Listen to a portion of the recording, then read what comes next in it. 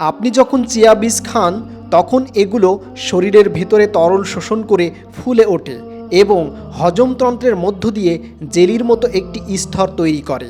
এর কারণ হলো চিয়া বীজের বাইরের স্তরে থাকা দ্রবণীয় ফাইবার, যা পানির সঙ্গে যুক্ত হয় এবং হজম প্রক্রিয়াকে ধীর করে দেয়। এই জেলিটি যখন অন্ত্রের ভেতর দিয়ে অগ্রসর হয় তখন এটি ধীরে ধীরে গ্লুকোজ শোষণে সাহায্য করে এবং রক্তে শর্করার মাত্রা নিয়ন্ত্রণে রাখতে সহায়তা করে। চিয়া বীজে প্রচুর ওমেগা-3 ফ্যাটি অ্যাসিড থাকে, যা কোষের ঝিল্লির গঠন বজায় রাখতে সাহায্য করে এবং হৃদস্বাস্থ্যের জন্য উপকারী।